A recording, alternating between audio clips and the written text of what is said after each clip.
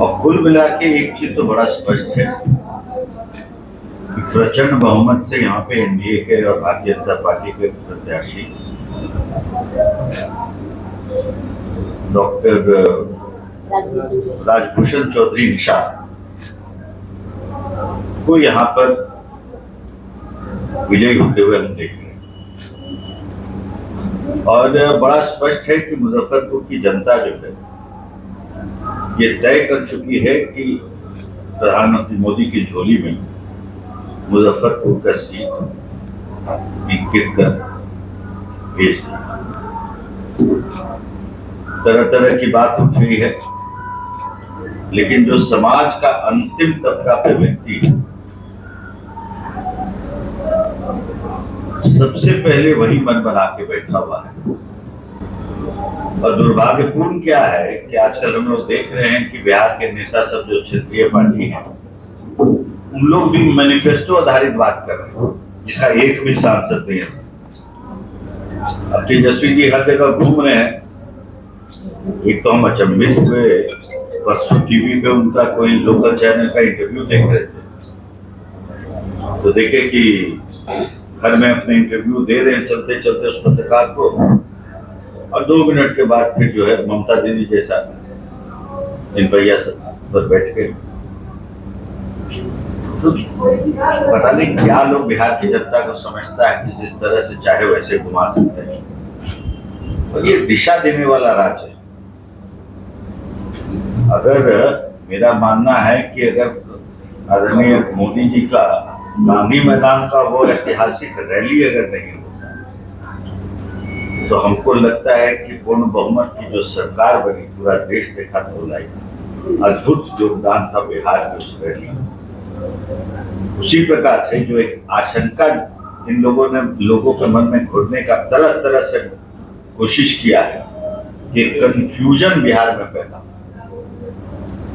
इनकी कोशिश रही, लेकिन जनता एक बात से बहुत अच्छे से समझ रही है कि ये 2024 का चुनाव जो है एक नीति का चुनाव है कि सभी चोर एक तरफ है और बनाम मोदी की लड़ाई।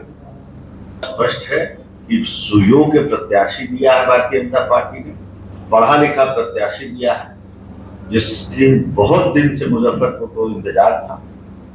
और जिस प्रकार से जन समर्थन मिल रहा है, आने वाले समय में हमको लगता है कि समाज का हर तबका, चाहे वो निषाद समाज हो या अति पिछड़ा हो, दलित हो, महादलित हो, अगड़ा हो या किसी भी कौम का हो, आज हम अल्पसंख्यक समाज के कई लोग मेरी बैठक में थे और स्पष्टता से थे कि हम मोदी को वोट दे रहे हैं। तो हमको लगता है कि अभी तक जिस तरह का चुनाव रहा है इसमें संशय नहीं बनता है कि 40 में 40 सीट एनडीए को बिहार में प्राप्त हो जाएगा।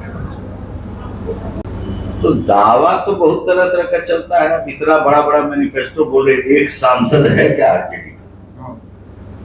बिना एक सांसद की पार्टी और देश का जैसे कि एक सबसे बड़े कोई 1-2 पार्टी में से एक मैनिफेस्टो आधारित बात है। हम आएंगे तो अग्निवीर खत्म कर देंगे, हम आएंगे तो इसको इतना तिगुना कर देंगे, इसको चौगुना कर देंगे। कोई बाहरी प्रत्याशी को लेकर कोई विरोध हो रहा है, ऐसा कुछ भी नहीं। अरे आप लोग तो मुजफ्फरपुर की धरती के आदमी हैं, जौहर साहब को नेता बनाए, तभी प्रश्न कई सार्थक होता है। बात जो कर रहे हैं, पहले जॉब क्रिएट कर, जब एनडीए का जो बीच में थोड़े दिन जो वो रहे नीतीश जी के साथ, उसके पहले का जो कालखंड था, उस समय ये सारा प्रावधान वित्तीय प्रावधान के साथ इस चीज को किया गया और क्रियान्वयन उसका शुरू हो गया था उसी समय। बीच में सरकारें बदली, उस दौरान जो है कुछ उनको अपॉइंटमेंट लेटर बांटने का सौभाग्य प्राप्त हुआ। तो ये वही वाली बात है कि आज शिलान्यास हो और कल सरकार बदल जाए और वो माला पहन ले कि ये हमारा ही प्रोजेक्ट है। तो अगर ऐसा ही रहता, इतना उनको कोई नीति रहता, कोई आइडिया रहता, लगभग 20 साल तो शासन में 2 पीढ़ी रही है, 5 आदमी का अपॉइंटमेंट हुआ, क्या कालखंड रहा बिहार का, तो दुनिया देखी। अभी परिवर्तन के बाद सरकार, आप कुल मिला के देखिए कि क्राइम रेट गिर गया। ये तो कम से कम इस चीज को पहले स्वीकारें, बताएं कि कहां से रेवेन्यू लाएंगे, किस तरह से बात करेंगे कि नीतिगत रूप से सरकार चलाई जाती है कि घोषणा पे घोषणा कर देने से। वो तो ठीक ही प्रधानमंत्री बोले परसों छपा, ये अचीवमेंट का एक सूची बना के प्रचार करें, यहाँ हमने क्राइम यहां से यहां तक बढ़ाया, जातीय अनुमान यहां से यहां तक पहुंचाया, पलायन हमने इतना करवाया।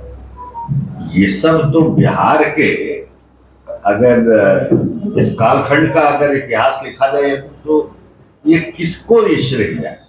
बिहार की जनता से पूछा जाए, क्या इतना हिम्मत है कि मंच पे ये सब अपनी उपलब्धियों को गिना सकते हैं? क्योंकि एक एक बिहारी जानता है कि ये उनकी उपलब्धि तो है, इसका शो कर सकते हैं क्या? क्राइम शो कर सकते हैं, माइग्रेशन का, पलायन का शो कर सकते हैं, अपॉर्चुनिटी लॉस्ट इसका शो कर सकते हैं क्या? शिक्षा को समाप्त कर दिया, एक एक बच्चा विद्यार्थी चला गया,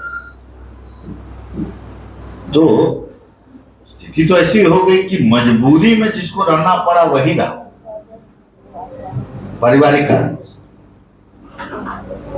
तो आप कम से कम पहले, अब उम्मीद आप कैसे करिएगा, उतना महान हस्ती तो है नहीं कि मतलब कि सर गणेश दत्त जैसा कि जो आदमी पढ़ाई भी किया वृद्ध उम्र में आके और तब जाके स्कॉलरशिप और कितना चीज को आगे बढ़ाया, कितना आपको ग्रहण करा, तब हम अपना वाला बोले।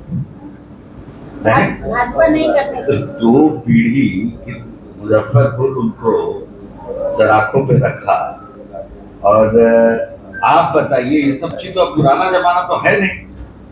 अब लोकसभा में कितना उनका प्रश्न रहा है मुजफ्फरपुर के बारे में, ये तो डेटा है, आप चाहिएगा आपके मोबाइल पे भी निकल जाएगा, तो देखिए कि कितना है, पता ही एयरपोर्ट को लेके वो क्या क्या किए अभी तक, देखिए कितना कुछ निकल जाता है।